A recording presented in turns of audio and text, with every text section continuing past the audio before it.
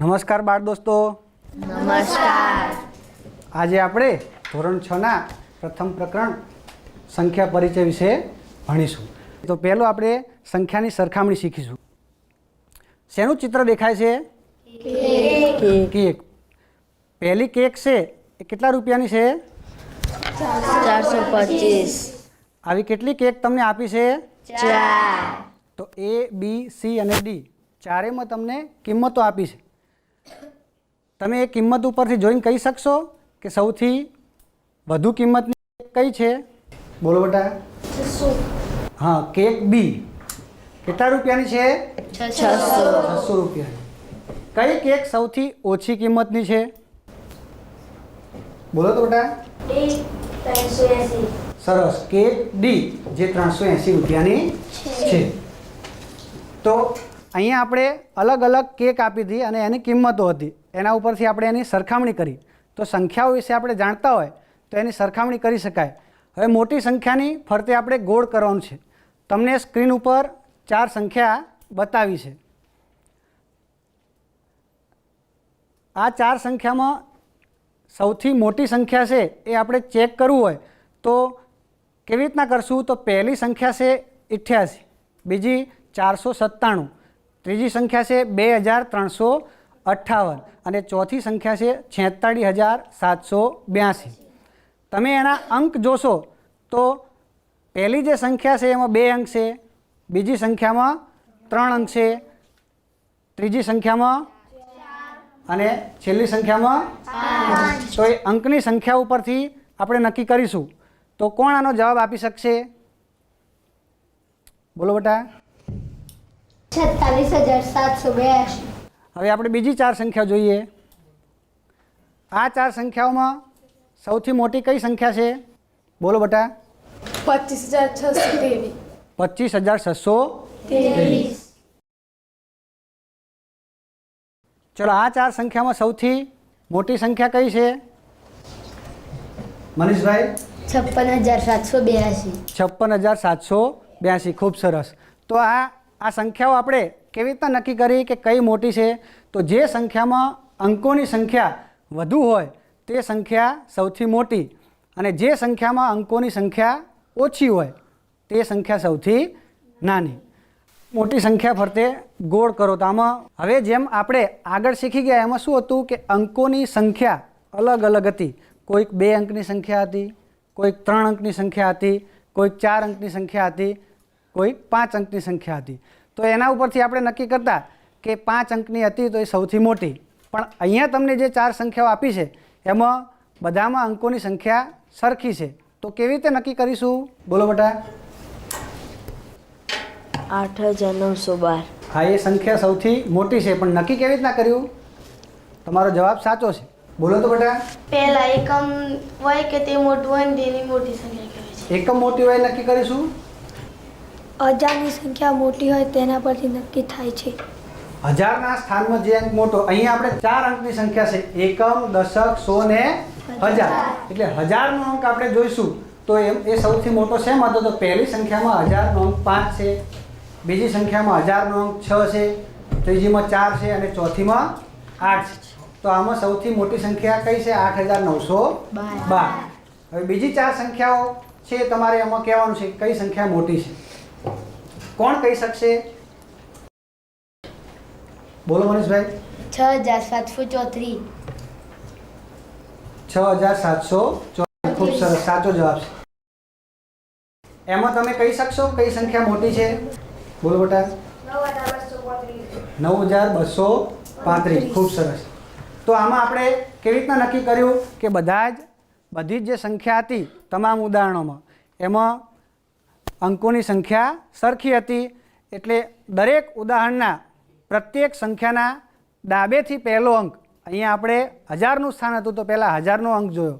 એ 1000નો અંક જેમાં મોટો હતો એ સૌથી મોટી અને એ જે અંક નાનો હોય એ સૌથી નાની એવું ગણ્યું. હવેના ઉદાહરણમાં આપણે દરેક સંખ્યાના અંક સરખા છે.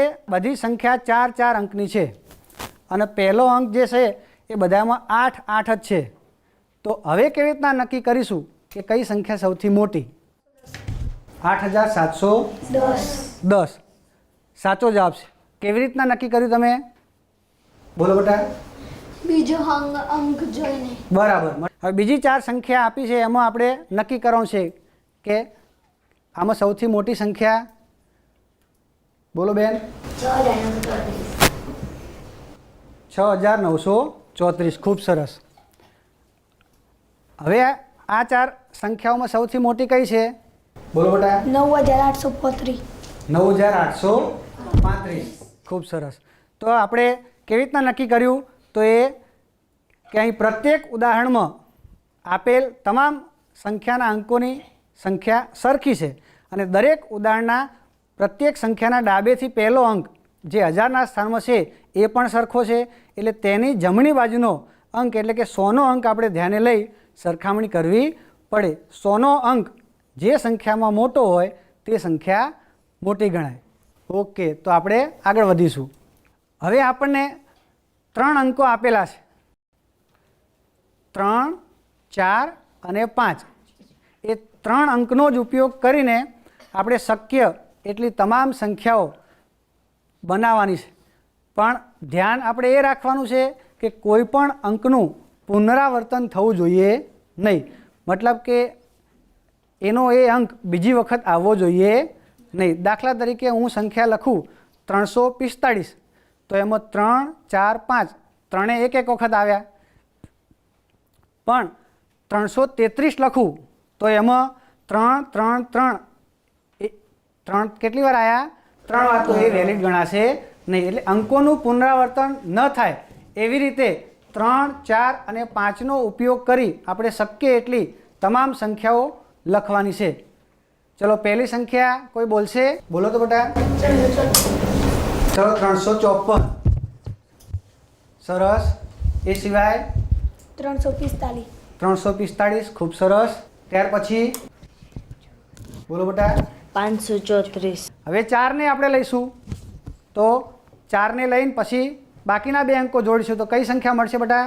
સરસ, 435. ત્યારબાદ આપણે જે પાછળના 2 અંક છે એને ઉલટાવી નાખશું, 4 એમની એમ રાખશું તો કઈ સંખ્યા મળશે? 453. સરસ, 453. આ રીતે હવે પ્રથમ સ્થાને કોને રાખશું? 5ને.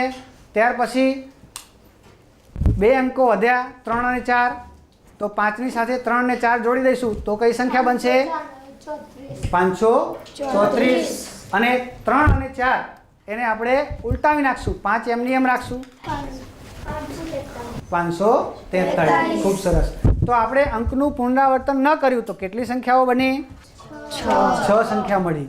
હવે આપણે 4 અંકો 1, 2, 3 અને 4 એ અંકનો ઉપયોગ કરી શક્ય એટલી બધી જ સંખ્યાઓ બનાવીશું. પણ ખ્યાલ એ રાખવાનો કે કોઈ પણ અંકનું પુનરાવર્તન થવું જોઈએ નહીં અને એની એ સંખ્યા ફરીથી લખવાની નહીં. તો આપણે એ માટે સ્ક્રીન ઉપર જોઈશું. 4 અંકો આપણને આપ્યા છે 1, 2, 3 અને 4. ચલો પહેલી સંખ્યા કઈ લખશું? તો 1234. હવે પહેલા 2 અંક 1 અને 2 એમને એમ રાખીશું અને પાછળના 2 અંક આપણે બદલીશું તો કઈ સંખ્યા મળશે? 1243. ત્યારબાદ હવે આપણે 1 અને આની સાથે 3 લઈશું એટલે 1, 3 અને પાછળના 2 અંકો જે વધ્યા એટલે કે 2 અને 4 એટલે 1324 લઈશું. આગળના 2 અંકો એના એ જ રાખી પાછળના 2 અંકો આપણે ઉલટ સુલટ કરીશું તો 1342. ત્યારબાદ 1ની સાથે 2 આવી ગયા એની 2 સંખ્યા બની, 3 આવી ગયા એની 2 સંખ્યા મળી. 1ની સાથે હવે 4 લઈશું અને એની 2 સંખ્યા કરીશું તો પહેલાં 1, 4 લઈશું તો બાકીના 2 અંક એટલે કે 2 અને 3 એની પાછળ રાખીશું તો 1423 મળશે અને પાછળના 2 અંકો આપણે ઉલટ સુલટ કરીશું એટલે 1432 મળશે. આ આપણે દરેક સંખ્યા જે લખી એમાં આગળનો અંક સૌથી પહેલો અંક આપણે કયો રાખ્યો છે? 1. હવે આપણે સૌથી પહેલો અંક 2 રાખીને પણ આ બધી સંખ્યાઓ લખી શકીએ, 3 રાખીને પણ લખી શકીએ અને 4 રાખીને પણ લખી શકીએ. તો એના માટે આપણે ફરીથી આગળ સંખ્યાઓ જોઈએ. હવે 3 આગળ હોય એવી સંખ્યા લઈશું. પછી આગળ આપણે ધીમે ધીમે વધતા જઈશું તો 4132. કેટલી સંખ્યાઓ મળી કુલ આપણને? 24 સંખ્યાઓ મળી. કે તો આપણે આગળ વધીએ.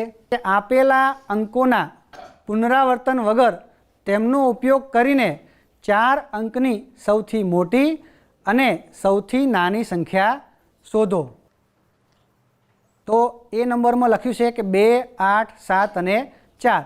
એ 4 અંકનો ઉપયોગ કરી અને સૌથી મોટી સંખ્યા કઈ બનશે તમારે જવાબ આપવાનો છે. એ 4 જ અંકોનો ઉપયોગ કરી કોઈ પણ અંકનું પુનરાવર્તન કરવાનું નહીં. તો સૌથી મોટી સંખ્યા કઈ બનશે? કોણ જવાબ આપશે? બોલો ભાઈ. 8742. ખૂબ સરસ. 8742. અને સૌથી નાનામાં નાની કઈ બનશે? એ જ 4 અંક લેવાના. બોલો બેન. 2478. 2478. ખૂબ સરસ. ત્યારબાદ આપણે બી નંબર ઉપર જઈશું તો 9741. એનાથી સૌથી મોટી સંખ્યા કઈ બનશે? બોલો ભાઈ.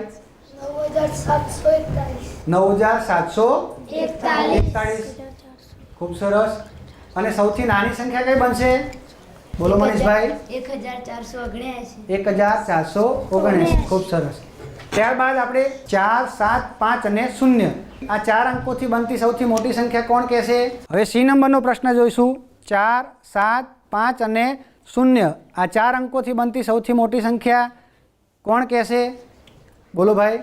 7540. ઓકે, બંનેનો જવાબ સાચો છે. 7540. અને સૌથી નાની સંખ્યા આપણે જો બનાવી હશે તો આમાં થોડું ધ્યાન રાખવું પડશે. ધ્યાન એ રાખવું પડશે કે આપણે પ્રશ્નમાં લખ્યો છે જો ઈશારો હિન્ટ કરીને કે 0754 એ 3 અંકની સંખ્યા છે લખ્યું છે ને એવું.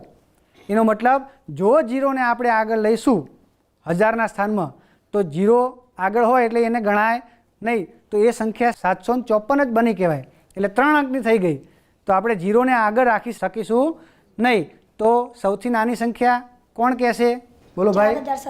4057. સૌથી પહેલાં આપણે 0 ને પહેલા અંકમાં એટલે કે 0 ને હજારના સ્થાનમાં લઈ શકીશું નહીં. 0 સિવાયના એટલે કે સૌથી નાનો કયો હતો? તો અંક હતો 4. તો એને આપણે હજારના સ્થાનમાં ગોઠવીશું. ત્યારબાદ 0 ને મૂકીશું એટલે 4057 જવાબ મળશે. હવે આગળ બીજા 4 અંકો જોઈશું આપણે તો 5, 4, 0 અને 3 એનાથી બનતી સૌથી મોટી સંખ્યા કઈ છે? બોલો બેન. 5403. 5403. આનાથી મોટી થઈ શકશે? બોલો ભાઈ. 5430.